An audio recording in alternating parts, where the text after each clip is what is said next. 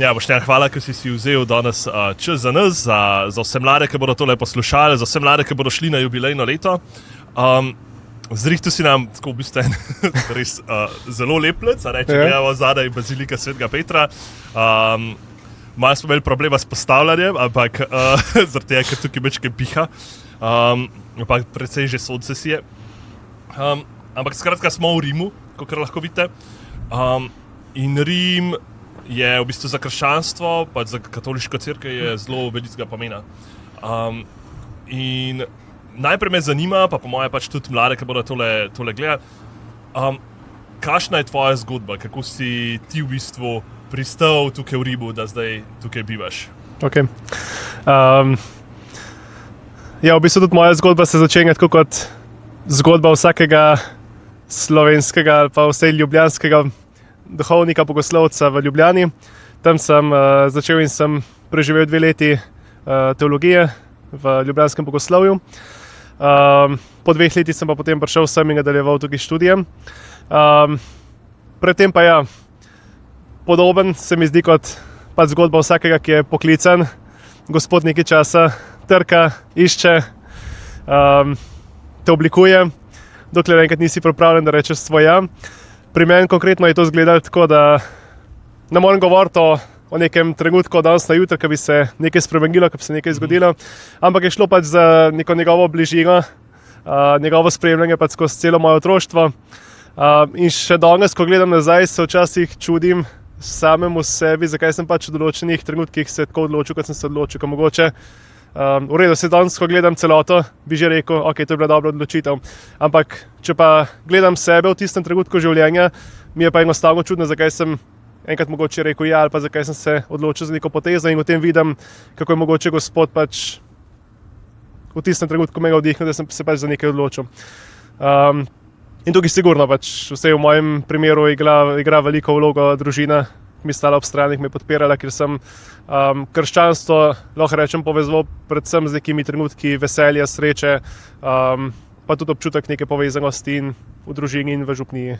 In to sigurno je pa nek veter v jadrah, ki te pelje, če ostanemo zvesti. Točno to. Ampak to se pravi, bil pač nek točno določen trenutek, ali je pač bilo nek proces, pač, da si... Bi rekel, da bolj proces kot trenutek. Pač itak, neka rast v župniji prek ministrantov, prek pevcev, prek vseh teh skupin, ker sem sodeloval, pa potem oratorij, pa vodenje mladinske skupine. Pol v nekem določenem trenutku odločitev tudi za škofijsko gimnazijo, sem bil v Vipavi 4 leta. In se mi zdi pomembno, da sem tudi to, da sem po svoje zamenjal okolje, tudi pa, ko sem šel v gimnazijo, ker sem pač nekako prelomil s svojim domačim krajem in šel na neko drugo novo lokacijo, ki ti po svoje omogoča, da spet na novo začneš. In je bil vse pri meni trenutek, ko sem se vprašal, kaj zdaj hočem s sabo vzeti in kaj želim pustiti za sabo. Ne? In podoben je bilo pa tudi, ko sem prišel v Rim. Pač spet srečaš nove ljudi, novo okolje, ki ti omogoča, da spet se malo samega sebe vprašaš, koliko dejansko želim nositi s sabo tega, kar sem imel in kaj je bilo dobro in kaj želim spet na novo postaviti. In je vse zame so bile to stopnice, se mi zdi, po katerih me je Gospod tudi malo očiščeval in čisto in pripravljal in obrezoval. Ja. Na koncu to nekam prideš. Ne? Kaj pa si ti, da si mogel pustiti v Sloveniji, oziroma kaj je mogoče pa tudi novega, kar si tukaj spoznal? Predvsem se mi zdi, to je tista glavna stvar, ki jo bom verjetno prinesel s sabo, ko se bom vrnil. Da vse te stvari, ki se ti v Sloveniji zdijo velike, pomembne, mogoče tudi problemi, ki jih imamo, kar naenkrat, ko to od zunaj gledaš, ugotoviš, da je vse skupaj zelo majhno, pa ne pomembno. In pač prideš nazaj dosti bolj sproščen in brez vsega tega bremena, da zdaj, ne vem, da je nekaj velizga okrog tebe in pač v bistvu ugotoviš, da ko pogledaš vesolno cerkev in vse skupaj, ja. Je lažje korakati naprej. Pa ti da eno širino, verjetno. Sigurno. Predvsem to, ne. Kaj pa v bistvu tukaj v Rimu, kaj sploh počneš, da mogoče še ta del predstava? Jaz sem prišel, pač po 2 letih filozofije sem prišel v V Rim pač, se vem, študij teologije je sestavljen iz 5 let. 2 leti so namenjeni predvsem filozofiji, 3 leta so namenjeni teologiji in po 2 letih filozofije sem prišel sem in sem začel pač s 3-letnim študijom teologije, potem sem se vrnil domov, kjer sem bil 1 leto na praksi v župniji kot diakon, sem imel potem novo mašo, sem bil posvečen v duhovnika in takoj potem sem se vrnil nazaj na študij licence, to bi bila v bistvu specializacija. V smer pastoralne teologije. Tako da zdaj študiram v bistvu na Papeški univerzi Lateran, pastoralno teologijo. 2 leti sem delal to specializacijo, zdaj sem pa v 2. letu doktorata, ki je pa v bistvu namenjen bolj na osebnemu študiju, pač branju, študiranju, razvijanju pač neke mistike potem.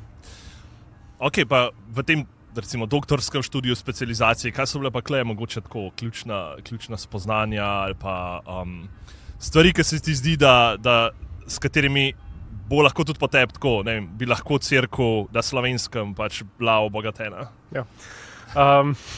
Tisto prvo, kar bom osebno odnesel tega, oziroma to bom lahko rekel, ko bom enkrat zaključil, ampak vsaj upam, da bom lahko to rekel. Tisto, kar bom osebno lahko tega odnesel, je zagotovo pač nek občutek tega, da moraš samega sebe motivirati za nekaj, da moraš samo sebi postaviti neke meje in pač imeti nek jasen cilj, zakaj želiš zdaj tukaj delati. Pač, ker to sem opazil sam pri sebi, ko enkrat prešaltaš iz tega klasičnega sistema, greš na predavanje, narediš izpite, ker naenkrat na doktoratu sediš v svoji sobi pa bereš, pišeš. Se moraš motivirati, ker predvsem pred tem si pač bil zvečer zadovoljen, si prišel domov, si rekel, v redu, sem bil na faksu, sem recimo obdelal nekaj, kar sem imel za tisti dan za narediti. Zdaj pa tega ne moreš več reči, ker v bistvu v 3 letih se bo mogoče šele videl, kaj sem naredil.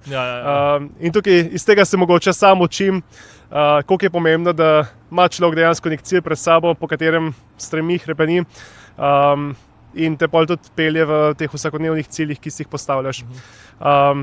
Zdaj na splošno pa iz tega mojega študija bolj kot neko znanje, ki ga bom prinesel, mogoče predvsem to spoznanje, da vse v pastoralni teologiji, pač v praktičnem življenju, delovanju cerkve, gre za nekaj živega. Ne moramo si zdaj postaviti neke strukture, ki jih bomo se vse pred tega trudili, da jih bomo ohranjali, ampak predvsem pač dihati skupaj s cerkvijo, z duhom, s časom in vedno znova imeti odprte oči in spoznavati, pač kaj je zdaj treba, nikoli zaspati, pač nikoli ostati v neki preteklosti. Pač v bistvu vsak dan je lahko že preteklost, če imaš odprtih oči in ušes, da poslušaš, da slediš, da greš naprej. In to je po mojem tisto glavno, kar spoznavam pač vsak dan znova. Ok, super. To se pravi, zdaj smo v Rimu. Ti si rekel, da Rim ti je dal v bistvu tudi to, oziroma pač ta izkušnja študija v Rimu, da ti je dala širino, pač tukaj je dejstvo, da študira verjetno pač ogromen tudi narodov, ogromen ljudi, tako tisti, ki se pripravljajo za duhovnike, ki so duhovniki, tako kakor laikov, v bistvu z celega sveta. Zakaj ti ljudje prihajajo v bistvu v Rim? Enkrat se dobi eno vprašanje v bistvu tako od mladih, zakaj recimo pač imamo Nazaret, imamo Betlehem, imamo Jeruzalem, pač, kjer je Jezus živel, kjer je delal, pač so neki milostni kraji. Ampak zakaj se katoliška cerkev odločila, oziroma zakaj je pač tukaj neko središče, kamor se v bistvu na koncu pač vsi stekamo, pravi tudi pregovor pravi, da vse poti vodijo na koncu v Rim. Zakaj je tukaj središče? Pač predvsem je treba zdaj tukaj pogledati malo zgodovino. Zdaj, če gremo 2000 let nazaj na začetek, če se postavimo v vlogo, v glavo apostolov, ki slišijo Jezusovo naročilo, pojdite po vsem svetu in naznanjite evangelij do skrajnih mest sveta, danes bi bil to verjetno internet. Pač greš na medmrežje, greš na internet, oznanjiš tam in cel svet je sliši, praktično. Takrat je pa... na internetu ful dobra, Res to vlada, oznanjevanje. Se učimo.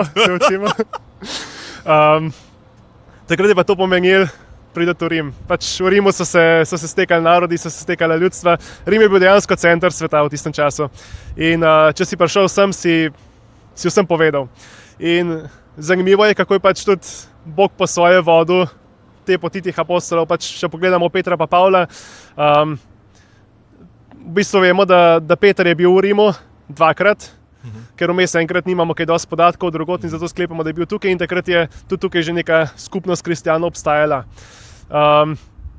In Pavel, ki pride kasneje, pride samo v bistvu kot zapornik. In je zanimivo, kako je Gospod pač tudi to njegovo ujetništvo spremenil v trenutek oznanjevanja. Ne?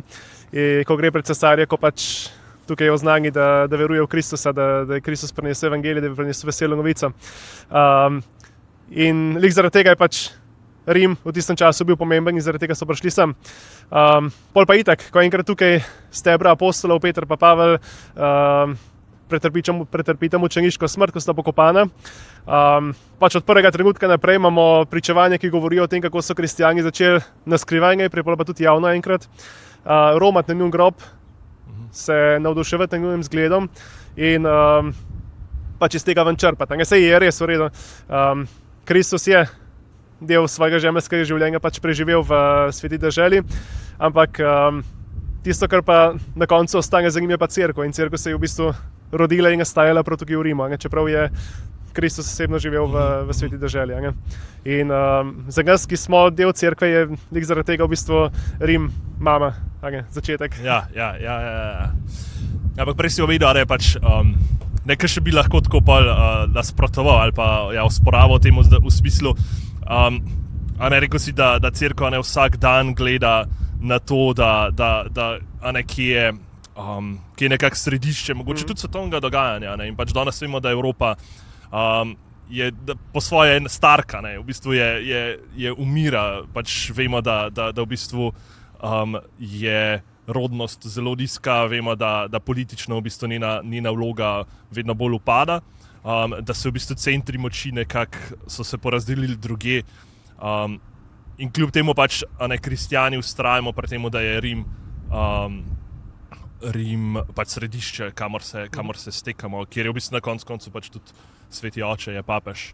A se ti zdi, da bi se to lahko v prihodnosti spremenili ali da bomo ostali pri tem?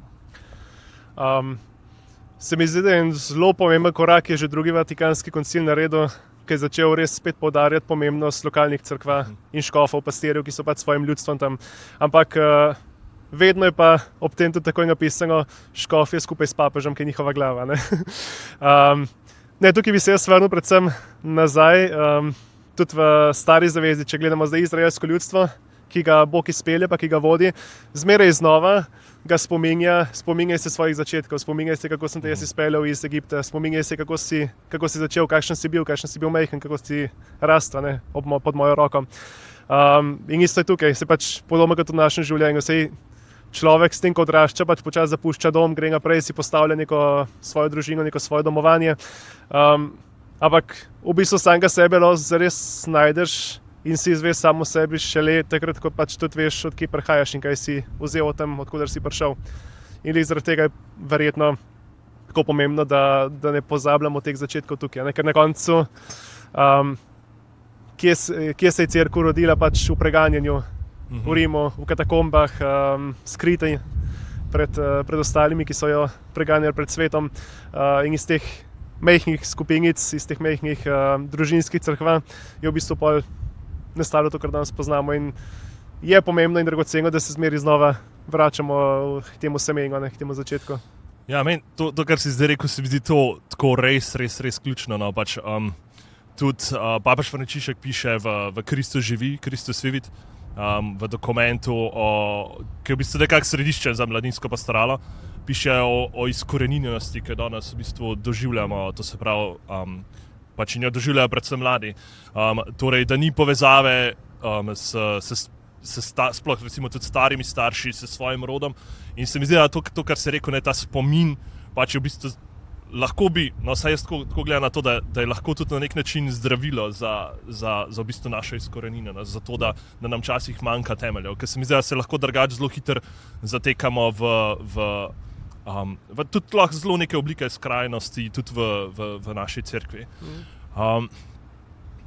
Tako da, s tem se mi zdi, da pač z Rimom, pa pač s tem, da je tukaj, da se sem vračamo, je pa povezan, se mi zdi, da tudi tako, kako kristjani pač doživljamo neko našo jaz bi rekel telesnost. Se mi zdi, da teologija telesa govori dosta o temu. Ker fizično prijemo z našim telesom pač nekam. In tukaj se mi zdi, da včasih kdo narobe razume, a ne pravi, da molimo pač Boga v duhu in resnici, a ne citira tam odlomki iz Samarijanke.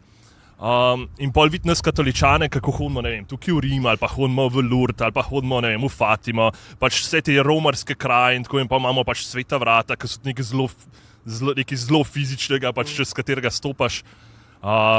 Kako bi te lahko enemu mlademu, ki bi rekel, pa se jaz lahko kjerkoli pač častim Boga, ne, pač ne rabim nič od tega, ne rabim nič od tega, kar mi katoliška cerkev ponuja v smislu, ne rabim, ne vem, cerkve, ne rabim to, da prijem pred tabernakelj, zato, ker itak lahko kjerkoli pač častim Boga. Kako bi mlademu odgovoril na to vprašanje? Zdaj v postu spremljamo v evangelijih, kako Jezus s svojimi apostoli počasi hodi proti Jeruzalemu. In lih ta Jezus, ki predtem reče Samarijanki, da ne častijo Boga v duhu in resnici, da Jeruzalem, tempelj, vse skupaj pravzaprav ni samo to, Bog ni samo tam. Kljub temu ta isti Jezus gre v Jeruzalem. Pač očitno mu je bilo pomembno neko simbolno sporočilo in očitno mu je bilo važno, kam gre in kje bo pretrpel svojo smrt. Ne kjerkoli, ampak v Jeruzalemu, ne? V centru izraelskega ljudstva. In ta isti Bog je tudi človeku dal njegovo konkretnost, pač mu je dal simbolnost, konkretnost, telesnost, vse to, kar ima, vse te čute, ki jih ima, prav zato, da prek tega lahko stopa v njegovo življenje. Ne? In če bi bilo Bogu tako nepomembno, vse to zunanje, kar imamo, potem na koncu verjetno tudi ne bi postal človek. Ne? Če smo že pri tem, če se vrnemo čisto na začetek.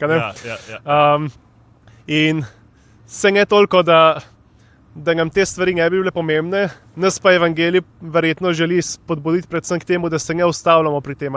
Vse v končni fazi tudi tempelj ni bil slab sam na sebi. Ni bilo slabo češčenje Boga, ni bilo slabo temu, da se obračamo na Boga. Slabo je bilo pa to, ker so se pri tem zaustavili. In isto je enaka skušnjava je pol za nas danes. Ni problem v tem, da iščemo simbole, ni problem v tem, da iščemo svete kraje, problem pa je, če se ustavimo pri tem, če rečemo Medžugorje in samo to, če rečemo Lourdes in nič drugega. Bog ima 1000 načinov, pri katerih bo vstopil v naše življenje. Mogoče na koncu tudi nas bo nagovoril, ko bomo stopili iz cerkve in ne pri maši. Ampak to ne pomeni, da je maša slaba. To ne pomeni, da je Rim slab. In tako kot rabimo tudi v odnosu do ljudi neke malenkosti, ki nas spominjajo na drugega, ki nas spominjajo na njegovo ljubezen, na njegovo pozornost, tako isto z Bogom. Pač Bog želi, da se ga konkretno spominjamo na določenih krajih. Bog nam želi biti blizu, še ga bolj konkreten in še bolj radikalen način, kot pa samo mogoče v molitvi duhu in resnici nam podaja neke konkretne simbole, znamenja. In tisto, kar jaz včasih rečem in sem se spomnil tudi danes zjutraj, ko sem kavo tukaj gor prinesel, je, pač vsi vemo, kako pomembna je kava za naše življenje in vsi vemo, kako jo včasih rabimo. Problem pa je, da v tem, da isto kot pri veri, če želimo vere brez cerkve, brez neke konkretnosti, je isto kot če bi želeli piti kavo, pa ne bi imeli skodelice za kavo, kam jo boš nalil, s česa jo boš pil. Pač, vsi vemo, pač rabimo nekaj, želimo črpati, rabimo neko duhovnost, rabimo nek mir, ki ga iščemo, ampak tudi za to duhovnost in za to mir pač rabiš neko posodo, po domače povedano, rabiš neko okvir, rabiš nekaj, kamor boš to postavil in s česa boš to lahko črpal in v čemer boš to lahko tudi dal naslednjim rodovom, ker če ne se vse skupaj pač izgubi, rabiš neko posodo, s katero boš podajal naprej.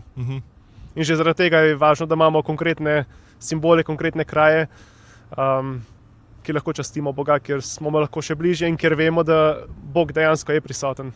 Ker nam sam pravi pač prek sporočil, prek prikazovanj, prek Marije, prek ostalih, da je tam. Ja, in konkretno en pač tak izmed priložnosti, ker pač se bo lahko ker se bomo lahko srečali z Bogom, je tudi jubilejno leto, zaradi katerega v bistvu sploh snemava tale podcast.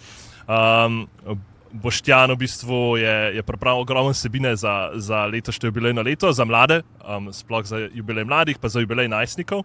Tako da tukaj lahko rečemo pač res eno tako lepo pa veliko delo.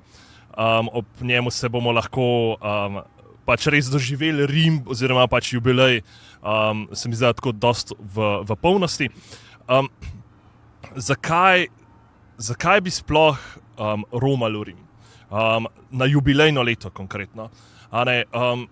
Se mi zdi, tako je ogromen enih, pač v cerkvi smo v zadnjem času tako ogromen enih let postavili, je bilo leto mladih, pa je bilo leto Euharistije, pa je bilo leto usmiljenja. Skratka, ogromno je bilo enih let in včasih se zdi pol tako krmičko nesmiselno. Zakaj? In pač pol jubilejno leto se zdi samo še eno izmed teh let, pač cerkev se je to zdaj zbisala.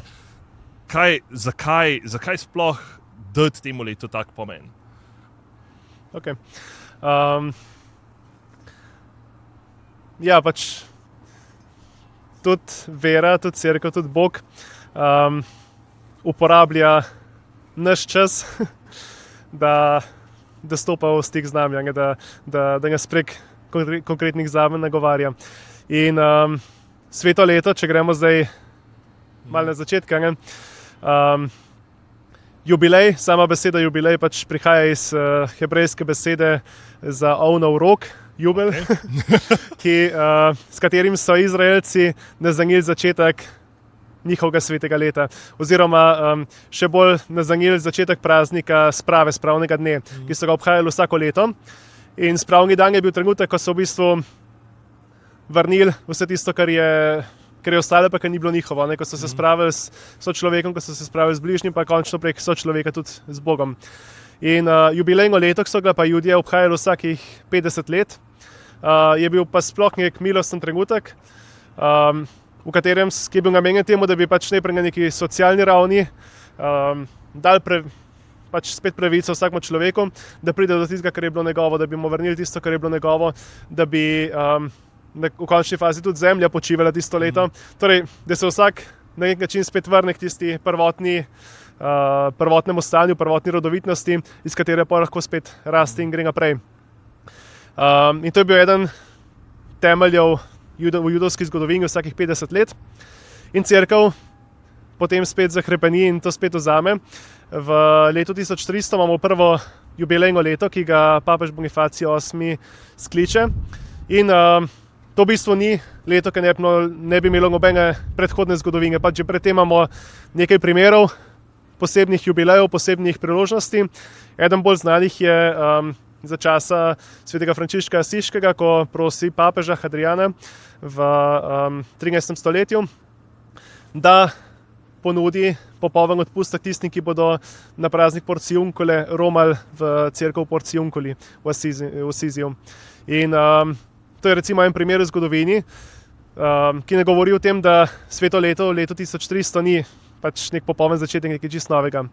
In takrat papež Bonifacij prav prek tega, da bi spet utrdil neko povezanost s svojim ljudstvom, da bi ljudje spet priromali k tem koreninam, v Rim, ker so pač pokopani Peter in Pavel, ki jim rečemo pač temelji naše vere, naše cerkve, in da bi po svoje spet ljudi malo dvignil, ker so predtem trpeli pač bodisi zaradi potresov tukaj v srednji Italiji, ki so bili pač tik pred letom 1300, ali pa zaradi kuge, ki je takrat pustošila, da bi pač dvignil ljudem, da bi jim spet obrnil pogled mečkano proti svojemu cilju, proti upanju, ki ga Bog ponuja, je sklical to sveto leto in takrat je odprl tudi prva jubilejna sveta vrata, ki so bila v tistem času samo v Lateranski baziliki, ker je papež v Lateranski baziliki bival in je bila to njegova katedrala, stolnica. In papež Bonifacij je takrat leta 1300 rekel, naj se vsakih 100 let obhaja jubilejno leto. Teh 100 let je rekel zato, ker Judje so imeli jubilejno leto vsakih 50 let in tam sem rekel, da je šlo predvsem za neko socialno pravičnost, pri kateri itak pol pridemo tudi do ljubezni in do odnosa do Boga. Papež pa pravi v svoji buli, da jubilejno leto gre pa predvsem za ne to socialno raven, ampak predvsem za raven odnos med Bogom in človekom. In ker je to nekaj večjega in bolj pomembnega, ne bomo vsakih 50 let, ampak vsakih 100 let imeli. So pa že kmalu za njim pogruntali, še preden se je obhajalo naslednjo sveto leto, da je to čisto predolga doba in so jo skrajšali na 50 let. že v 15. stoletju papež Klemen pa potem reče, da je to predolgo in da je lepo, da vsak človek, vsaka generacija vsaj enkrat doživi to posebno milost svetega leta in so to skrajšali na 25 let. In zdaj v bistvu od 15. stoletja naprej vsakih 25 let obhajamo redno sveto leto, ki nas vabi prav k temu, pač spet dvigniti svoj pogled k Bogu, k cilju. Tukaj sem rekel na začetku, da ne pozabimo, kaj je naš končni cilj, ker če ga bomo imeli končnega cilja, pa tudi v teh vsakodnevnih ciljev, ne bomo znali postavljati v pravo smer. Ne? In vsakih 25 let nekaj posebenega, ravno zaradi tega, ker lahko pustimo ob strani tisto, kar delamo vsak dan, pač vsakodnevno rutino, vsakoletno rutino in na nek drugačen način mogoče korakamo naprej tisto eno leto, da ni spet vse isto, kot je vedno, da se spomnimo, da mogoče jih to, da odpremo oči in srce, da prisluhnemo, pač kaj nam pa v tem letu svet, cerkev, situacija lahko govori, pa Bog potem. Prej si rekel, ne, da je v bistvu papež, to se pravi Bonifacij, da je dal bolj ta spravo z Bogom v ospredje.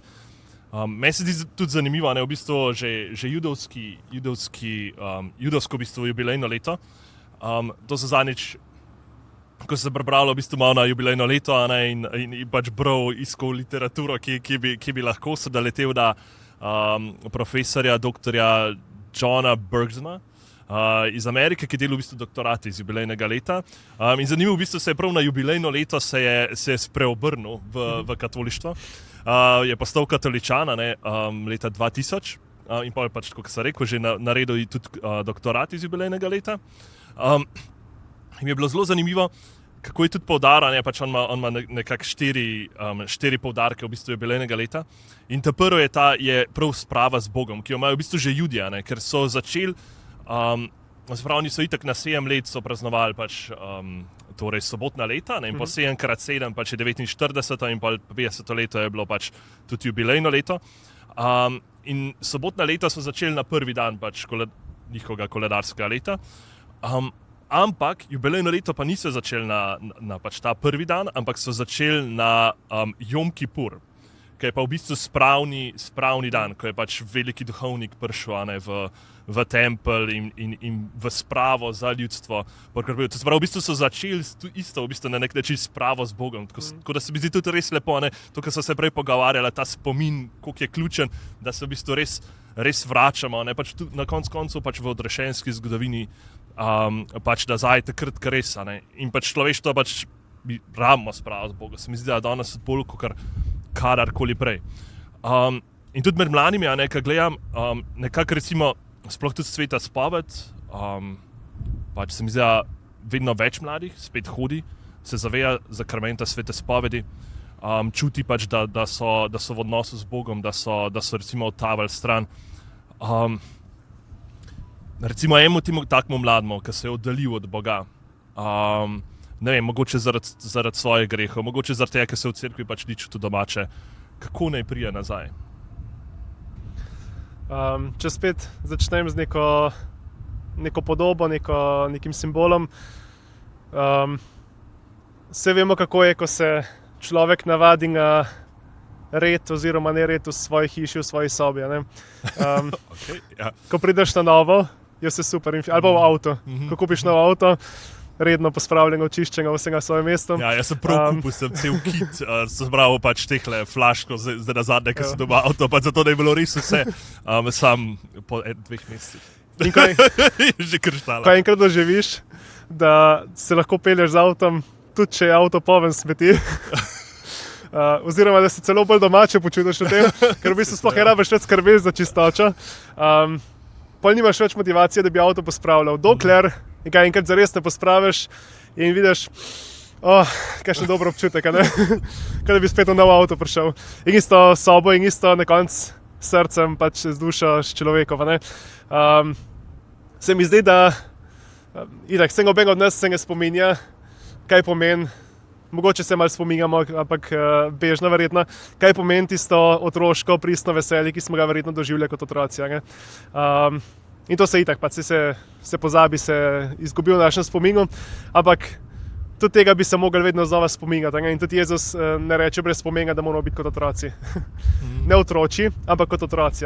Se veseliti in prav to pač neka čistost, neka pospravljenost, ki jo otrok doživi v svoji duši, v svojem življenju. In s tem, ko se oddaljuješ od Boga, s tem, ko se oddaljuješ od cerkve, po svoje kopičiš stvari, nepotrebne stvari, grešne stvari v svojem življenju in počasi si v bistvu zadovoljen samim sabo, kot je. Pač ja, sej ni nič posebnega, sej mogoče sem na pol v ruševinah, ampak vse se kar v redu živi. Vse se gre naprej, vse avto se pelje, tudi če je umazan, pa poln svinjarije. Važno, da funkcionira. In si zadovoljen po svoje. Ampak ni pa več tiste, ne vem, neke vitalnosti, neke življenja, neke sreče, pač tiste prvotne sreče, ki jo kot otrok mogoče človek doživi. Dokler sam ne občutiš tega in se spet vrneš nazaj. In človek, ki se je oddaljil, pa se težko je, se pri sebi tudi vidim, težko je vedeti, kaj nekaj prinaša, dokler sam ne občutiš tega. In težko je človeku, ki že dolgo ni občutil, kaj je spoved, pa kaj je tisto lepo, kar spoved prinaša, se tega zavedati, če sam tega ne občuti. In bi rekel, da tudi če imaš en kup nekih predsodkov in en kup nekih težav k temu, s tem, pač, če že itak tvegamo za vsako stvar v življenju, pa daj tvegaj še pri tem, pa pej spovedi pa poskus, kaj ti bo to prineslo. Pač daj se prepričaš, daj pusti, da se te Bog dotakne na tak način. Se tudi, če si poln nekih vprašanj in dvomov, poskusi. Pač naredi ta korak. In ko to doživiš, pol verjetno se spomniš, da v bistvu je nekaj lepega, če je avto pospravljen. In da se je še lepše peljati, če je avto pospravljen, tudi če se itak pelje. Klej, se mi zdi, da doskrat je tudi problem, marsikakšen reče, ja sej jaz bi šel k sveti spovedi, pa jaz bi se spravil z Bogom, ampak pač se s cerkvijo ne strinjam, da pač so določene stvari greh. Jaz mislim, da pač nekaj ni greh. Ampak pa cerkev pravi pa, da ker pač priješ k sveti spovedi, da se moraš pa spovedati pa v bistvu vsega. Ne čutim pa kesanja pač za to. To sploh to, pač jaz ne čutim tega kesanja za nek konkreten greh. Kaj pa takmo? Kaj s takim? Kaj ne tak človek naredi v bistvu, ko pač je v tej dilemi, id spovedi, ne id spovedi, pač... Spoved je v prvi vrsti zaupen pogovor Bogu. In se podoben kot v odnosu do človeka, se nek pristen odnos se gradi prav prek zaupanja, pa prav prek tega, da mu pač poveš, kakšna je situacija s tabo, kaj čutiš, kakšen si. In v končni fazi tudi kesanje, ki ga mogoče ne čutiš v tistem trenutku, to je lahko priložnost, da poveš, da tega ne čutiš. Noben te ga bo vrgel ven iz spovednice, če pač poveš to, pa to sem naredil, to je tisto, kar mogoče objektivno vem, da je greh, pa tega ne čutim sam pri sebi. Tudi sprava, ki jo bom doživel strani Boga, ki bo mogoče odprla nek kanal, neko povezano z Bogom, mi bo prav prek tega pol mogoče dala še bolj in še lažje razumeti, zakaj bi mogel čutiti kesanje pri nekem določenem grehu. Ker prek tega, ko se jaz oddaljujem od Boga, je vedno manjša verjetnost, da bom čutil krivdo za nekaj, kar bom naredil. In podobno, mislim, meni osebno zelo pomaga Janezov evangelij, ko Jezus govori o apostolom, da jih imenuje prijatelje.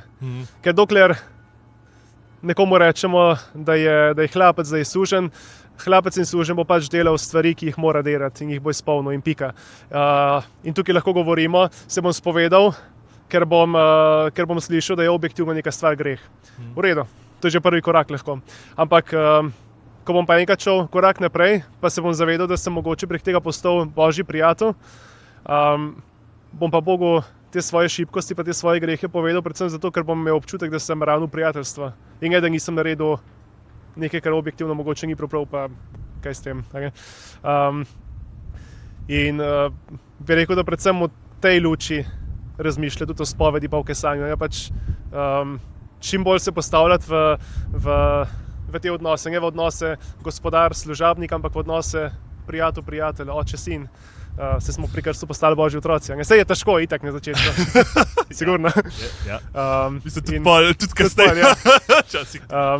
In predstavljam si, da pač tudi nekdo, ki se itak že odloči, da moj vse skupaj butasto, bo zdaj pač sam znižal zvok, pa ne bo poslušal naprej. Ne?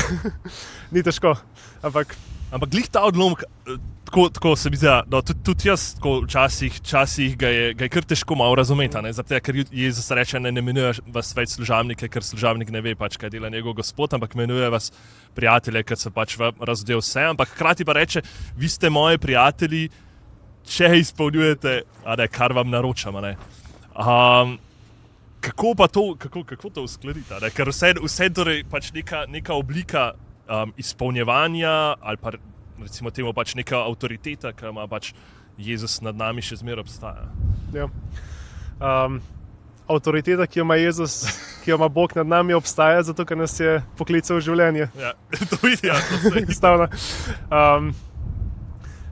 Ne vem, tukaj bi, če ga Božjo besedo odgovorim z Božjo besedo.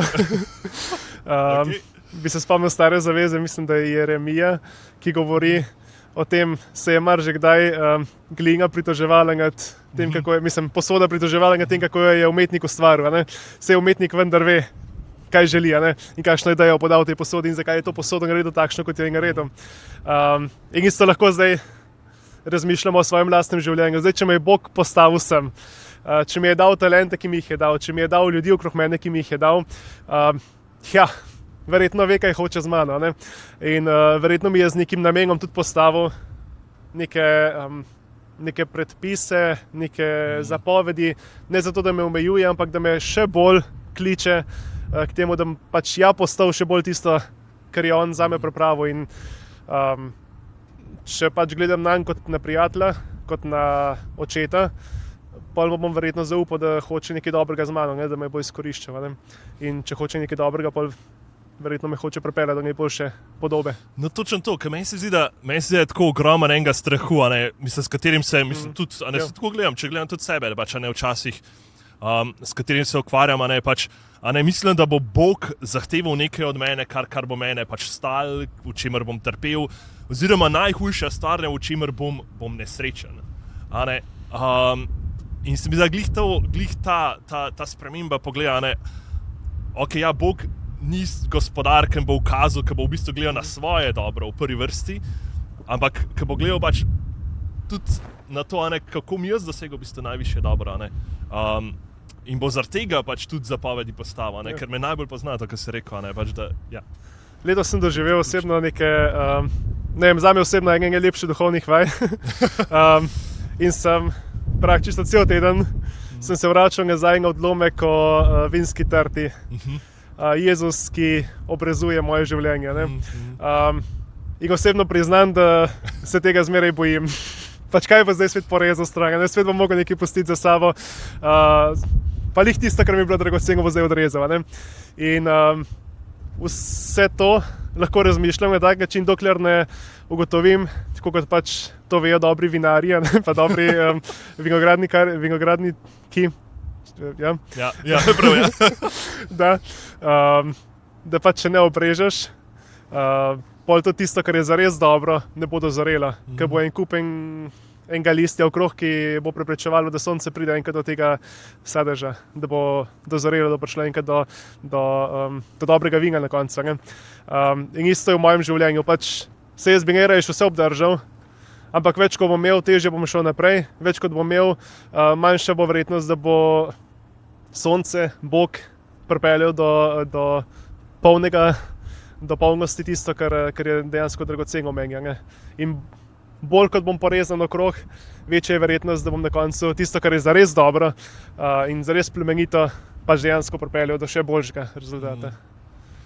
Ja, ker tukaj, danes se mi zdi, v družbi pač obstaja ena taka krilatica, da pač jaz res hočem biti jaz, pač in da bom identiteto pač svojo imel samo takrat, ker bom lahko delal to, kar bom hotel, pač da bom svoboden, da bom res Ampak največkrat to pomeni, da bom pač služil nekim svojim pač zelo nizkim željam, zelo nizkim poželenjem, mogoče hrepenenjem. In se bojim, da mi bo pač Bog to vzel, če mu bom služil. Tako da tukaj se mi zdi, da je pač to res en tak dober odgovor na te dileme. No. In na koncu svoboda Ja. hitro postane Bog zate. Če pa služiš temi lastni svobodi in samo sebi, pa si v bistvu sam sebi Bog. No, pa vprašanje, če je to resnična svoboda. Ne? Ja. Mislim, če jaz, ne vem, se sužen tega, da kako izgledam, kako pač da vse temu podredim, recimo pač izgleda svojega telesa. Če ne vem, se sužen svoje, ne vem, spolnosti, recimo. Mislim, če želim v bistvu vse svoje življenje temu podrediti, ali pa ne vem, na koncu karieri, uspehu svojemu, zmer je nekdo, ki mu bom služil. Pač dejstvo je, da vsaj meni se zdi, da človek sam svoj gospodar, da to je tako malo iluzija. Ja. Iluzija, ne. Tako da in vse te stvari pač nimajo odnosa z mano. In tudi to, zdaj, če gremo zelo v skrajnost, tisto, kar mlad človek, ki ima odnos z Bogom, verjetno lahko občuti, je prav to, da dokler ti gre v redu v življenju, se bo v redu počutil tisti, ki nima odnosa z Bogom in tisti, ki ima odnos z Bogom. Ko se ti pa enkrat nekaj res postavi na glavo, ko se ti sesuje, takrat pa, če zdaj računaš sam s sabo in si ti sam sebe Bog, ali pa če računaš na svetne stvari, na materialne stvari, pa se bojo sesule skupaj s tistim, kar se ti je sesulo v življenju. Ne? Če pa imaš vsaj nekje globoko v sebi pač nek občutek, da pa še vsem se lahko nečesa tam gor primaš in te bo nekdo potegnil gor, pa je lažje. In to vsak, ki ima malo občutek, ki je to enkrat občutil v cerkvi, se zagotovo tega zaveda in pač potem hrepenji in to ohranja v svojem življenju. Mogoče bolj, manj intenzivno, ampak je pa nekje v tebi zakopano. Ne? Ja, in tukaj prijavamo v bistvu pač do teme v bistvu jubilejnega leta, robarji upanja. Pač upanje je tisto, kar loči nekoga, ki veruje, pa nekoga, ki v bistvu ne. Upanje, da v bistvu glih v trenutkih pač največje teme, da obstaja nekdo, ki ga bo ujel.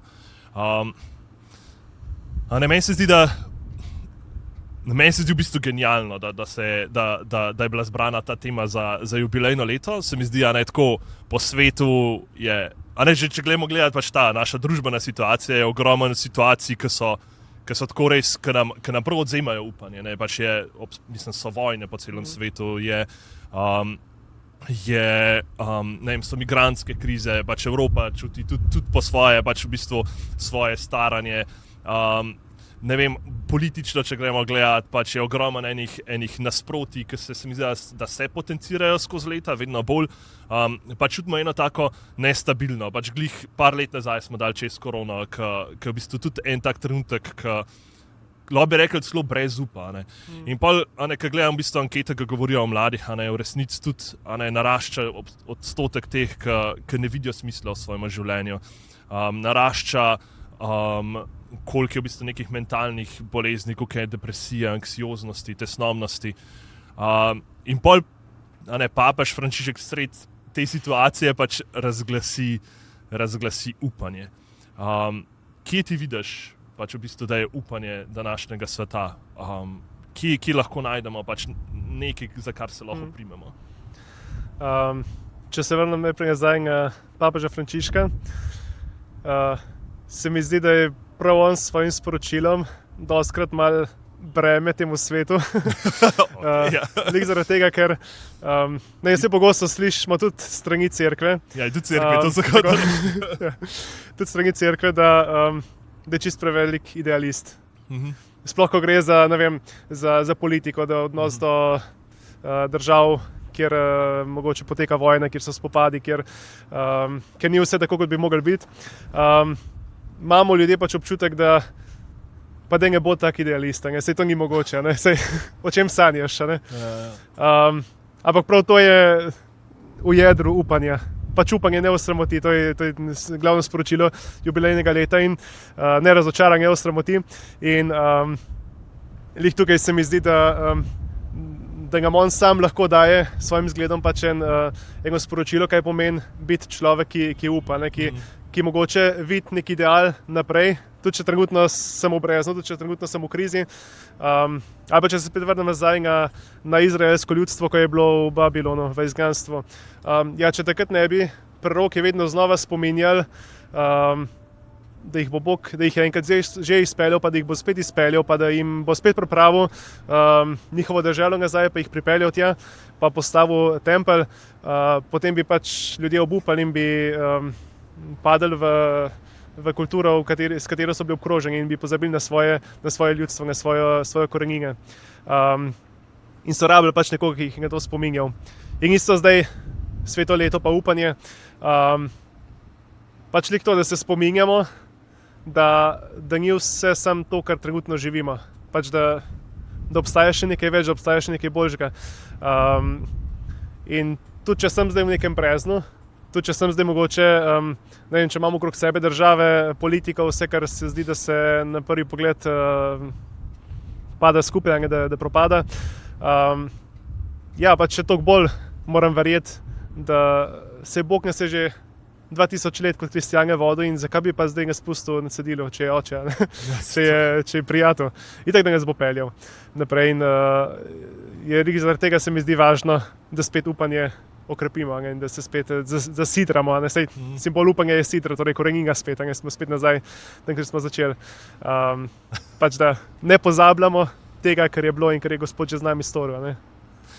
Ja, meni je res zanimivo, ki si uvedel tudi pač babilonsko sušnost, pač nekateri eksegeti pravijo, da je bila v bistvu prav posledica tega, da niso praznovali jubilejnega leta Izraelci. Mislim, pač dejstvo je, da v zgodovini pač Izraela, oziroma pač judovskega ljudstva, da so zelo, zelo, zelo redke priložnosti, da jim je resnično v bistvu uspeli jubilejno leto praznovati.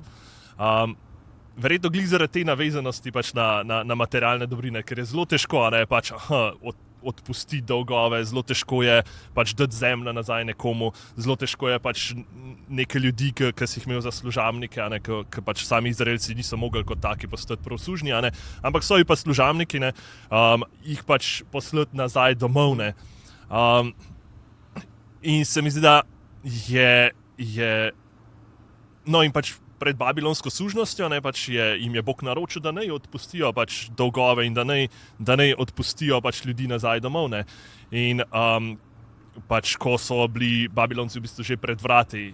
In oni dejansko to naredijo in seveda vojska se umakne. In oni seveda takoj, ko se je pač vojska umaknila, nazaj v bistvu tiste ljudi vzamejo za sužnje dobesedno in tako v bistvu takoj grejo nazaj živeti enak način življenja. In pol seveda pač pride drugič vojska in jih odpelje v bistvu v babilonsko sužnost.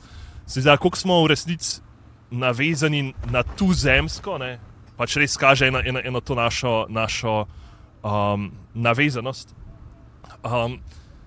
In upanje je tisto, kar se mi zdi, nas pa tudi rešuje tega, ker postavlja središče nekam drugam.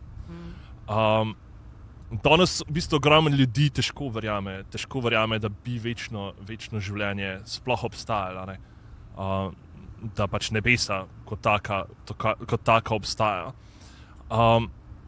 Kakšno podobo nebes misliš, da mogla v bistvu današnja cerkev pač predstavljati, da bi pač lahko ljudje mogoče lažje to upanje živeli, da to večno življenje, da bi res verjeli, da pač to obstaja? Zanimivo je, če gledamo že sam Jezusov način opisovanja nebes in večnega življenja. V bistvu vsakič, ko odpre usta in govori o večnem življenju, uporabi neko drugo podobo. In na koncu bi se lahko vprašal, da bo dosleden, pa govori o isti stvari vedno, ko govoriš. Ampak on tega ne naredi. Zakaj? Je lik zaradi tega, ker nam želi pokazati, kako težko je opisati nekaj, kar ljudje itak tukaj v našem človeškem zemeljskem bivanju ne moramo doživeti. In bolj kot se želimo osredotočiti, pa bolj kot želimo večno življenje opisovati z nekimi našimi podobami, bolj bomo ugotovili, kako smo omejeni. In zato Jezus uporablja tudi pri svojem govoru vedno prispodobe, ki niso popolne, ki so naše, ki so zemeljske, ki so različne, da bi pokazal kako različni smo in kako nekaj neopisljivega je večno življenje. In bolj kot nekaj konkretnega, bolj kot nek prostor, neko stanje, se mi zdi, da bi se mogla cerkev osredotočiti predvsem na oznanjevanje te božje ljubezni, ki nas na koncu drži pri življenju. In v bistvu v osnovi vsak človek krepeni po tem, da bi bil popolnoma ljubljen od nekoga. In da bi bil popolnoma obkrožen s to pozornostjo. Se v bistvu celo življenje delamo drugega kot to, da iščemo ljudi, ki bi nam na nek način izkazovali pozornost, ki bi mogoče nam pokazali, da jim nekaj pomenimo. Vsaka malenkost, ki jo delamo v življenju, če smo iskreni sami s seboj, naredimo zato, da bomo imeli nekoga ob sebi, da se bomo počutili ljubljene. In če so zdaj nebesa polnost tega, potem si lahko predstavljamo, kaj so nebesa. Bo to naše hrpenjenje, ki ga vsak dan, v vsakem trenutku mojega življenja zdaj doživljam, dejansko izpolnjeno, ko bom ljubljen, ko bom objet od Boga. In se mi zdi, da je to tisto najlepši občutek, s katerim bi lahko opisal tisto, kar nas čaka. Sveda, da bomo popolnoma v bistvu objeti z ljubeznijo. Ja, se mi zdi, da prav ob vsem tem obupu, ki ga vidimo v bistvu med ljudmi današnjega časa, je prav to težko verjeti, da sem vreden, tudi mislim vreden. Zelo iščemo tako, sem res vreden, take ljubezni, v bistvu neskončne ljubezni. Se mi zdi, tudi med katoliškim mladjem je ogromen tega spraševanja. Res obstaja nekdo, za katerega ima moje življenje vrednost. Kako takmu v bistvu tudi res približati to ljubezen Boga, neskončno ljubezen Boga? Pavel Frančišek je v zadnjih letih večkrat poudaril, da je ena zelo velika nevarnost danes novi pelegrinizem. Da si bom jaz nekaj zaslužil, da bom jaz z nečem nekaj dosegel. In če krščanstvo enkrat postavim na te temelje, pol bo moja vera hitro padla oziroma se bo zaustavila ob nekem zidu, ki ga ne bom mogel sam preseči in iti naprej. In isto je zdaj s to božjo ljubeznijo pa njegovo pozornostjo do mene. Se je v bistvu on tisti, ki je začel. Ne rabim jaz nekaj delati, da bom od njega nekaj dobil. Ampak se moram samo truditi, da iz svojega življenja odstranim tisto, kar bo preprečevalo to, da bi tisto, kar mi Bog itak želi dati, prišlo do mene. Tako da mogoče bi rekel predvsem to, da obrnem logiko v svojem življenju, da ne da se trudim jaz, da bom vreden božje ljubezni, ampak da odstranim iz mojega življenja tisto, kar bi zapiralo vrata božji ljubezni, ki itak želi priti do mene, samo jaz jim ga pustim. Torej odpreti vrata in ne delati korakov, ne vem kam visoko, ko bom itak padel. Kot je babilonski stolp. Se ga bom sam dvignil do njega, ampak bom prišel do mene, jaz moram pa odpreti svoje življenje, da bo to lahko prišlo do mene. Vse se sliši enostavno. Sliši se zelo enostavno, ampak včasih je to kar težko. Zato, ker se mi da, jaz sicer sploh, ko se pogovarjam s fanti, se mi zdi, da je sploh ta problem, ker bi radi nekaj naredili, imamo že vse fanti ali pa moški imamo to željo, nekaj tudi pokazati, prinesti, tako doživeti pohvalo očeta, ker se na koncu preslika tudi v duhovno življenje, zdaj bo pa Bog pohvala, in se mi zdi, da se tako zelo zelo zrcali ta slika tudi starejšega sina v priliki o izgubljenem sinu. Ne. Se mi zdi, včasih sem se jaz veliko bolj identificiral pač z mlajšim sinom, pa vedno bolj v bistvu spoznaval, da Stojiš tam in gledaš. mogoče sem pa jaz starejši sin, a ne. V bistvu, a ne, probam izpolnjevati neke zapovedi, a ne, probam to, kar si rekel, a ne, pač pokazati Boga, a ne, pač kako se je zdaj v redu. Pa še vse me ne opazi, pa ne pohvali. Točno to, ne, mi ne da niti kozliče, zato da bi se poveselil. A ne, čeprav, jaz sem bil dvakrat v misijonu v Keniji in smo stalno jedli v bistvu, vsak dan smo jedli kozo, tako da ne bi glih rekel, da je to nekaj, na čemer bi se zelo veselil. Bi tisto tele veliko bolj pasalo. Skratka, ampak se mi zdi, da je to pri nas res tako ena velika skušnjava, ker nam pa na koncu pač se mi zdi, da v bistvu prav ob njej tudi zgubljamo upanje, ker v nekem trenutku pa pač ti zmanjka. Ja. In se mi zdi, da upanje se rodi takrat, ko ti ugotoviš, da ni vse v tvojih rokah. Pač dokler ti vse držiš v svojih rokah, dokler ti sam sebi postavljaš pot, ne rabiš upanja, ker itak sam pri sebi veš, kaj boš jutri naredil. No, ko pa tega ne veš več, takrat pa bolj zahrepeniš po nekom oziroma nečem, kar ti bo pomagalo, tudi ko sam ne boš vedel več, ne? Kam. In je zelo izzivalno to svetoleto, z tega vidika.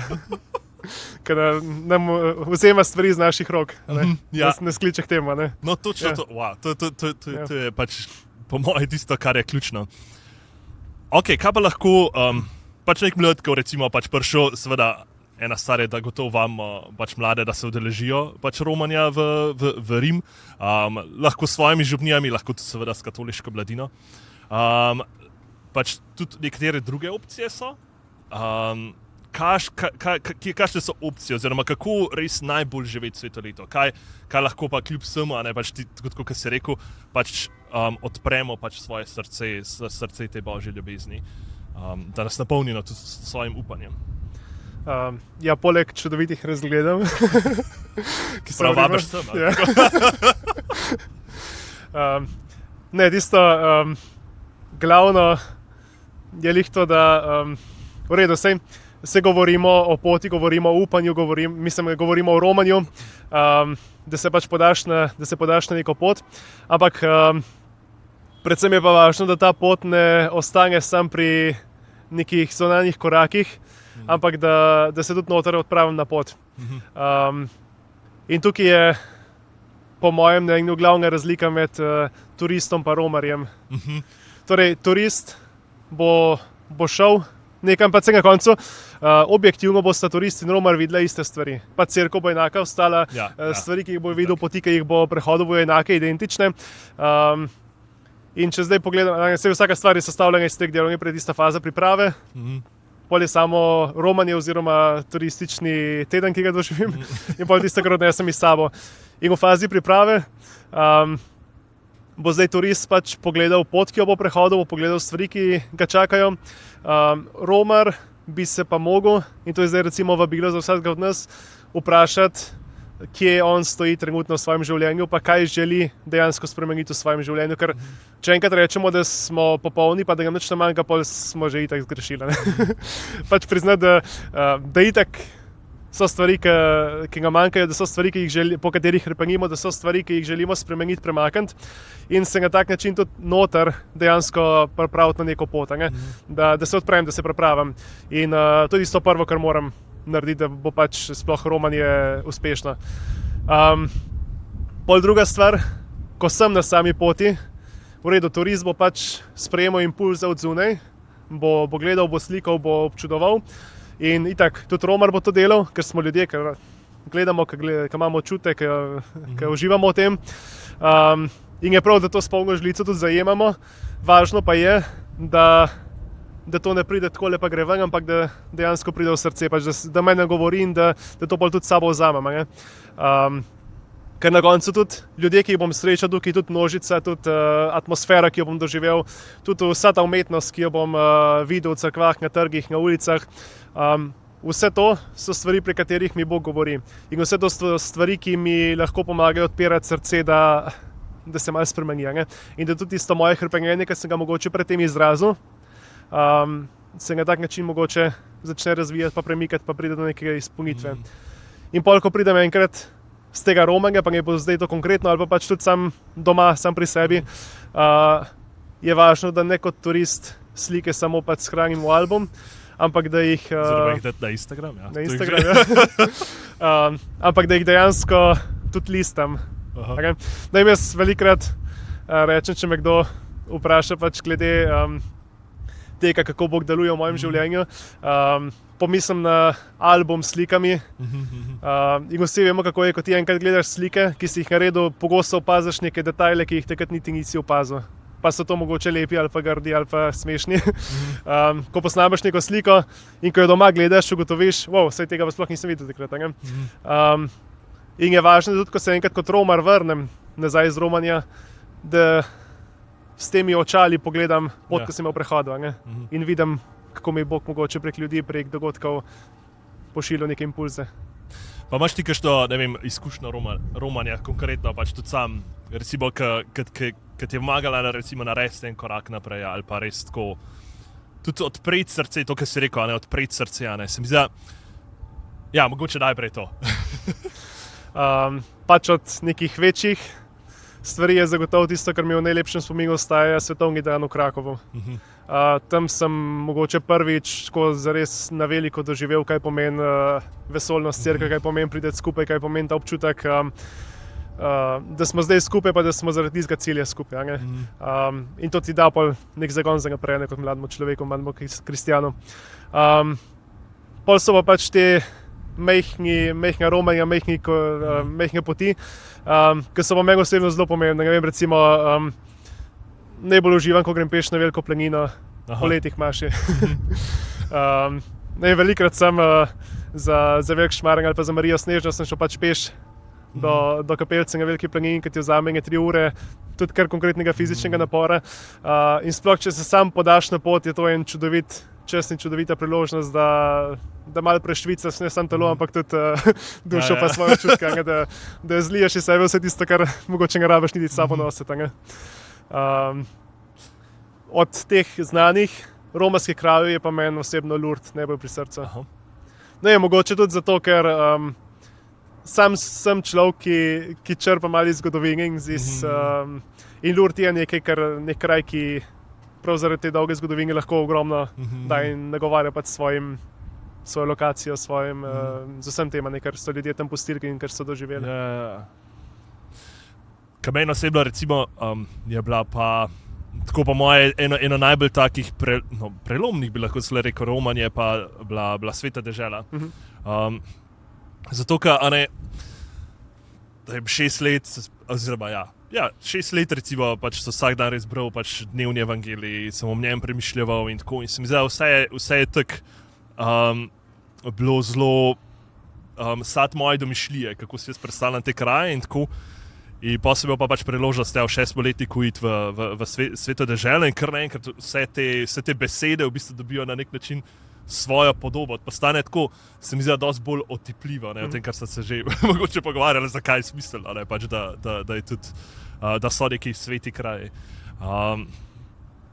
Prej si omenil, da v bistvu je ključna razlika med turistom pa romarjem ta, da odpre svoje srce. Jaz se spomnim, da kot mladu sem bili taki izrazi tako zelo abstraktni. Kaj za to pove, da mora odpreti svoje srce? Pač, ne mora zdaj kle zarezati. Kaj konkretno to pomeni? Bi rekel, da pomeni to, da ne korakaš od stavbe do stavbe, od dogodka do dogodka in pač si tam in čakaš, da ti nekdo nekaj da in greš naprej. Ampak da mogoče, da iščeš neko rdečo nit od stvari do stvari, pa da poskušaš to, kar sem prej rekel, biti spet malo tako, kot so otroci. Da narediš nek prostor, da bojo te stvari lahko prišle do tebe in se teh stvari dejansko veseliš. Da pričakuješ vse to, kar ti bo podarjeno tukaj in da v nekem veselju to sprejemaš. Ker če boš itak že na začetku naveličan, pa boš tam stal in čakal, kaj bo zdaj, te tako ali tako nobenega stvar ne bo nagovorila. Včasih se pa treba malo prisiliti, da do tega pride. se ne pride veselje samo od sebe vedno. In zato je, tako kot za vsak praznik, je tudi za sveto leto itak pomembna priprava. Da se pripravim in da se mogoče v tem smislu pripravim, da najdem to otroško veselje v sebi, da se dogodka veselim ali pa da se srečam tukaj veselim, ker to veselje mi bo pol pomagalo, da bojo stvari tudi prišle vame in se mi dotaknile, da ga bo sam nekaj zunanjega. Ja, kakšno vlogo se ti zdi pa, da v bistvu imamo molitev pri tem? Zaradi tega, ker se zdi tako, dostikrat se doživel, čeprav se mi zdi, da se je stanje zdaj tako precej zboljšalo. Tako, včasih, ko sem jaz, nekaj sem zašel tudi jaz, recimo svetovni dan mladih, če bi bilo treba zboliti 10 rožnega venca, je bil že cel špetir, ne, zakaj je to potrebno, in tako, da to je dolgočasno in tako. Se mi zdi, da danes veliko lažje, ne vem, nazadnje, ko so bile svetovne dneve mladih v Lizboni, pač to so mladi sami predlagali, nismo molili 70, ker smo molili pač cele rožne vence. In tako, kakšno vlogo ima molitev pri v bistvu romanju? Pa kako, recimo, sama molitev, mar si ga še bled bo šel, in pa se tudi vpraša, kaj naj zdaj molim, kaj je rožni venc pač ta pravo, ne vem, brevir, raje vzamem svetopismo, ali ne, kaj konkretno v bistvu, pač, kako konkretno moliti na teh svetih krajih? Pač rekel bi, da je molitev itak ključna. Ja, itak. Mestnega romanju. Zakaj? Ker v redu, vse lahko pridemo skupaj, ampak da smo skupaj, pa da pridemo skupaj, pol ne rabimo iti v Rim, pa ne rabimo iti na sveto leto, pa ne rabimo iti na romanje mladih kristjanov, da smo skupaj, vse smo lahko skupaj kje drugje, ne? Pa gremo lahko tudi na počitnice skupaj, pa gremo lahko tudi kam drugam skupaj. Pač te dva elementa sta biti skupaj, pa biti skupaj zaradi tistega razloga, pa zaradi tistega temelja. In to istost, to enakost, to povezanost nam pa lahko da sam molitev, ker v bistvu nam prav prek molitve, tudi če smo skeptični na začetku, mogoče prav prek molitve, skupne molitve spoznamo, pa začutimo, koliko smo dejansko povezani. Ne vem, meni osebno nekaj najlepšega na trgu Svetega Petra pri teh velikih papežskih mašah, recimo cvetna nedelja tudi, ali pa 3-dnevje, trenutki tišine, pa zbranosti. Pač toliko ljudi imaš na kupu, pa so vsi tiho. Pač, ker jim to nekaj pomeni, nekaj začutijo. Ne vem, pa tudi če tebi osebno še nič ne pomeni, boš v tistem trenutku začutil neko energijo vseh ostalih, ki so tukaj zdaj zaradi Boga, ki je tam v središču, in ne zaradi družbe. Vse smo skupaj in v bistvu prek te tišine, pa prek te molitve, čeprav na prvi pogled zgleda, da v redu bomo zdaj izgubili nek dragocen čas druženja, ki bi se lahko pogovarjali, ampak dejansko bomo še bolj povezani, prišli ven iz tega, ker bomo skupaj molili. In vse počasi se v bistvu tudi pred molitve pletejo neke vezi med sabo. Podobno je, to sem sam že dostikrat doživel, če greš na duhovne vaje v tišini. In tudi če na začetku ljudi še ne poznaš, pa delaš skupaj v tišini en teden duhovne vaje, na koncu, ko boš prvič usta odprl, pa se boš pogovarjal s človekom, boš v bistvu gotovo, da kljub temu, da sta cel teden molčala, se kar poznata. Pač molitev dejansko poveže človeka. Ni samo neka pravljica. Ne? Že zaradi tega vam molitev tak center. To je bila tudi moja izkušnja, ker sem šel prvič, po mojem sem šel prvič na duhovne vaje v tišini, v TZ-ju je bilo to. Se prav spomnim, pa smo bili v bistvu še tujci. Tako in pol po tistem tednu, v bistvu skozi se srečuješ, skozi moliš skupaj, poslušaš iste stvari in pol priješ skupaj, smo končno lahko govorili. Je bilo tako res zanimivo, koliko se čutiš res povezanega. Se v redu, enim je bilo noro težko, meni je bila noro dobra izkušnja, eni pa pač so komi zdržali. Pač tako, so rekli, da to je bil najhujši teden v njihovem življenju, da so mogli biti cel teden tih. Ampak ne vem, tako kot sem rekel, je pa en občutek povezanosti, ker se dejansko povežeš v Bogu. Kar se pa tiče načina molitve, je pa verjetno najbolj važno, da človek spet zna malo poslušati samega sebe, ker se tudi pri sebi vidim. Po svoje bi bilo butasto zdaj vztrajati, če bi jaz, ne vem, če bi videl zdaj samo v nekem obdobju, mogoče, ki mi Božja beseda pač ne gre, da težko odprem svetopismo, da grem težko v meditaciji. V redu, mogoče pa zdaj priložnost, da pač 15-20 minut presedim v tišini, pa pač sem sam tam pred Bogom. Ali pa če nekomu težko, ali pa s tem ni domač, v redu, vse imamo rožni venc, imamo molitve, ki bojo pripravljene, imamo besedila. Vse to so pripomočki, da na koncu pač dejansko spregovori tisto, kar je v meni. In sam osebno najdem nek način, kako se lahko pogovarjam z Bogom. In moram paziti pri tem, pač bolj nevarno za tistega, ki bi se samo na neke že pripravljene molitve osredotočil. Da bolj pri tem pozabi tudi na to, da pa moraš da del sebe v molitev in v mašo. So vse čudovite stvari, čudoviti teksti, ki te lahko nagovarjajo, ampak če ostane to samo pri stvareh, ki jih itak opraviš in narediš kljukco, boš bolj malo tega odnesel. Bog pa itak tega ne rabi zase.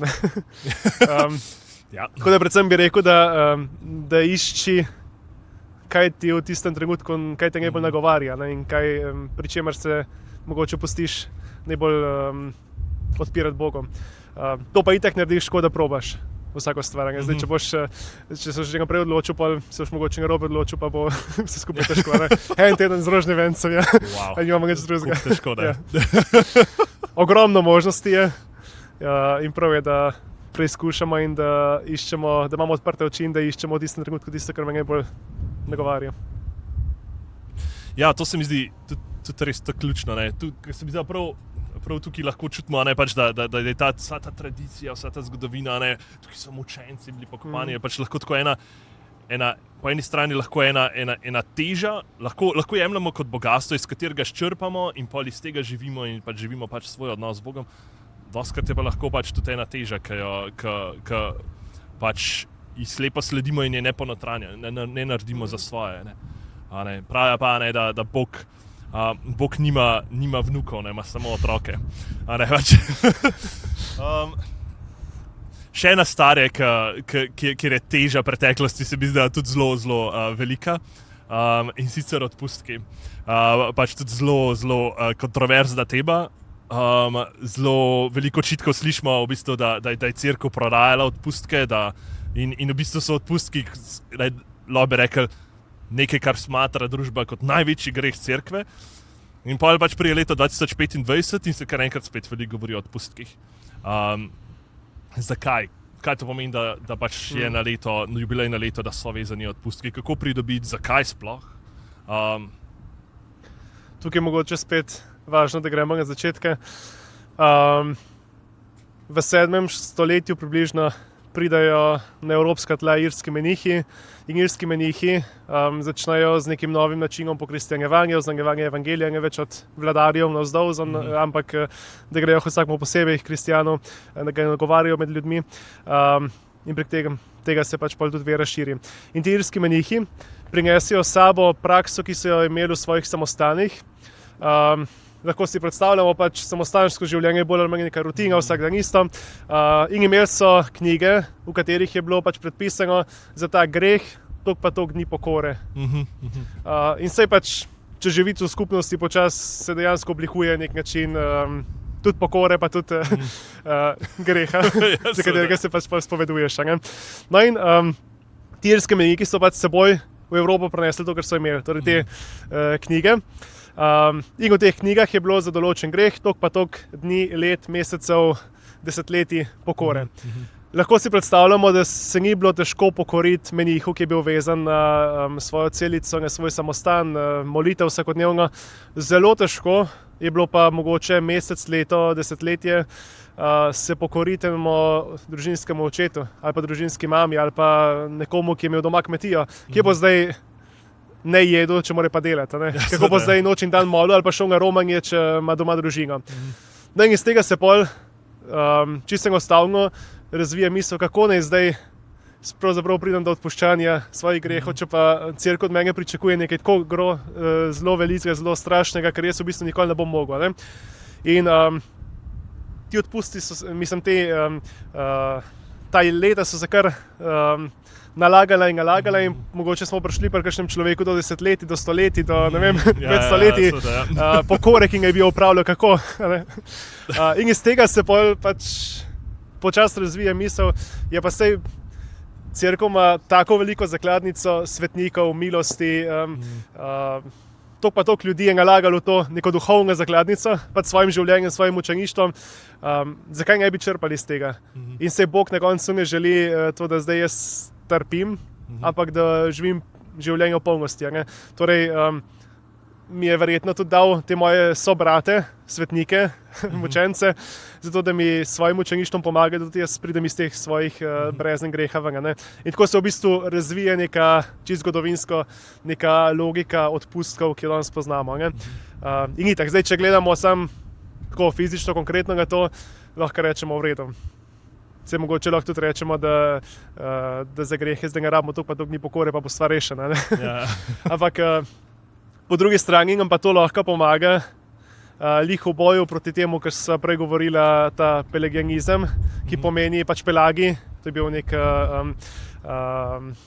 menih, ki je prav v istem času, bolj ali manj kakšno stoletje prej, govoril o tem, da bo človek sam s svojimi deli prišel do odrešenja, do izpolnitve.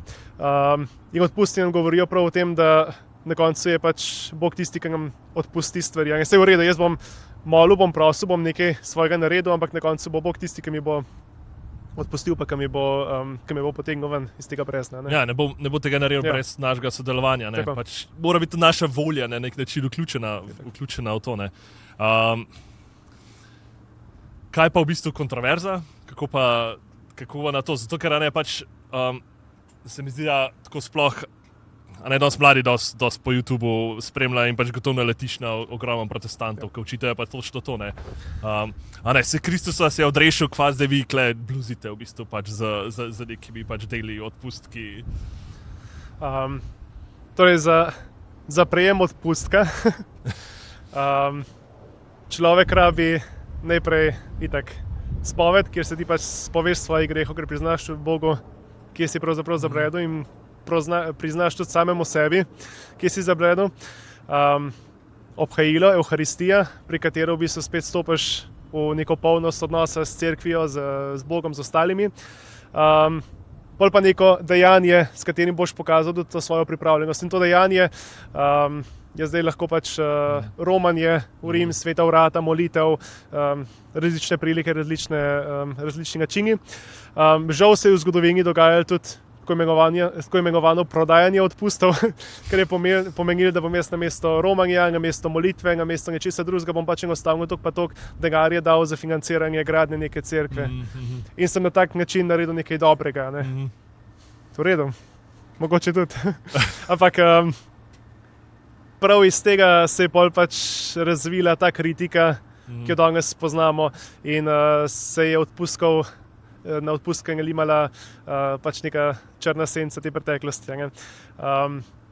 In iz tega ven lahko pridem pač lih prek tega, da poskušam z druge plati pogledati na to. In v redu, Jezus sem se odrešil, je za nas trpel na križu, to vse drži.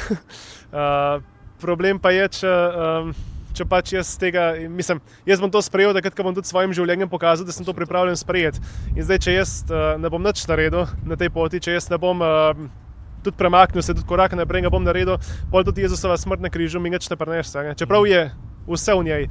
Ampak Jezusova smrt na križu mi pomaga, da mislim, iz te njegove smrti in vstajenja prihajajo vse te milosti. In če tega ne bi bilo, pol tudi jaz danes s tem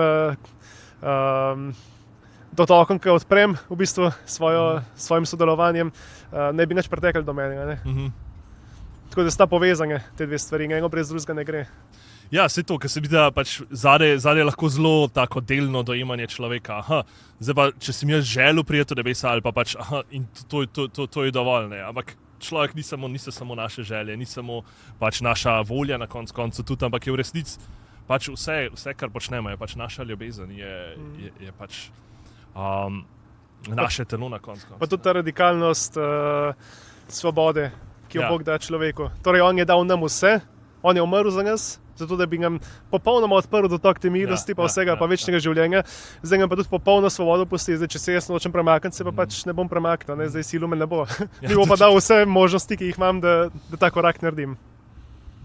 Ja, torej, tako kot smo rekli, pač v tem letu se mi zdi, so te milosti pač nam tudi dostopne, pač je vezan kako smo rekli, odpustek, vamo, rekli smo, da pač to sprav pogovarjali smo se o spovedi, o romanju, o odpustkih, mogoče zaključva pa s tem, kaj je tebi najlepši plec v Rimu, kam bi, najprej s tem mogoče, najprej to. Mislim, meni osebno najlepši plac je tukaj, kjer zdaj trenutno sedimo. Aha, sem vas pač ne morem povabiti, ampak... To sam ekskluzivno, nekateri.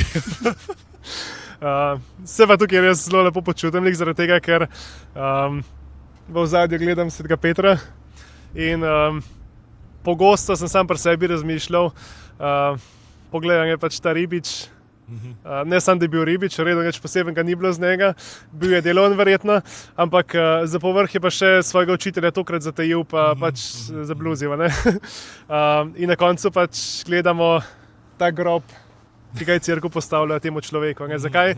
Ja, zato, ker je Bog delal prek njega. In to je tista glavna stvar, na katero se zmeraj spomnim. Pač se ne gre za tega uboga Petra, ki je nekaj naredil, ampak gre za to, da je ta Peter rekel, Gospod, verujem, da je pomagaj mi. Ja. In to je tisto, kar me pač zmeraj znova nagovarja pri tem. Ja, full hour. In s tebi dva pač bi se zdaj zaključila. Se mi zdi, da je to res eno lepo povabilo, da ni samo Peter, pač tisti, po katerem je Bog deloval, ampak je v bistvu vsak izmed nas poklican, da se da pač Gospodu na razpolago, pač vsem, kar je, to se pravi, ne samo z našimi željami, ampak vsem, kar smo. In pač Bog lahko po nas dela ogromne stvari. In ena stvar, ki nam pri tem lahko pomaga, je pač tudi jubilejno leto z vsem, kar nam Bog prek njega ponuja. Tako da lepo povabljeni, da ga vzamemo zares. Na koncu še enkrat vabilo, lepo povabljeni, da se odeležite tudi romanja v Rim z nami. Imate več opcij, kako lahko greste, to si lahko vse preberete na spletni strani. Prijave so odprte še do konca marca. Za konec pa hvala tebi, Boštjan, ker si vzel čas za nas. Mislim, da je ful lepo, res čudovito predstavo, kaj vse nam ponuja to leto. Pa na koncu se mi zdi, da pa tudi mi vsi pač ti res želimo ogromno blagoslova pri tvojemu študiju, pa predvsem tudi pri tvojemu duhovništvu. Hvala. In hvala tudi vam, da ste prišli dol, ker se mi zdi, da se človek lahko hitro ujame v nekem ritmu, ki je pač vsak dan isto vse in na koncu pozabi, da je v bistvu v nekem posebnem milostnem kraju. In vsak tak obisk, ali pa vsaka skupina, ali pa vsak tak dogodek, ki ga tukaj doživim, je tudi zame osebno neka rast in nek oseben impuls, ki me spet spomne, v redu, si v bistvu na zelo posebnem mestu, spomni se tega. Ni normalno, da si tukaj in je neka milost, da si tukaj in izkoristi to. Tako da hvala tudi vam, da ste mi dali spet motivacijo, da se spomnim, ja, da smo na posebnem mestu. Bogu hvala. Bomo pa zaključili z molitvijo Angel Gospodov. Mečkem prej je bil, ste mogoče lahko tudi slišali, so mikrofoni ujeli. Tako da ja, v imenu Očeta in Sina in Svetega Duha. Amen. Angel Gospodov je v znanju Mariji. Spočelje od Svetega Duha. Zdrava Marija, milosti polna, Gospod je s teboj. Blagoslovljena si med ženami in blagoslovljen je sad tvojega telesa, Jezus. Sveta Marija, Mati Božja, prosi za nas grešnike, zdaj in ob naši smrtni uri. Amen. Glede sem Gospodova. Zgodi se mi po tvoji besedi. Zdrava Marija, milosti polna, Gospod je s teboj. Blagoslovljena si med ženami in blagoslovljen je sad tvojega telesa, Jezus. Sveta Marija, Mati Božja, prosi za nas grešnike, zdaj in ob naši smrtni uri. Amen. In beseda je meso postala. In med nami prebivala. Zdrava Marija, milosti polna, Gospod je s teboj. Blagoslovljena si med ženami in blagoslovljen je sad tvojega telesa, Jezus. Sveta Marija, Mati Božja, prosi za nas grešnike, zdaj in ob naši smrtni uri. Amen. Prosi za nas, Sveta Božja porodnica, da postanemo vredni obljub Kristusovih. Molimo. Bog naš Oče, po angelu si je oznanil človečenje svojega Sina, posvečuj in podpira nas svojo milostjo in nas po njegovem trpljenju in stajenju pripelju slavo stajenja. Po Kristusu našem Gospodu. Amen. Slava Očetu in Sinu in Svetemu Duhu. Kakor je bilo v začetku, tako zdaj in vselej in vekomaj. Amen. Blaženi Karel Akutis. Prosi za nas. V imenu Očeta in Sina in Svetega Duha. Amen.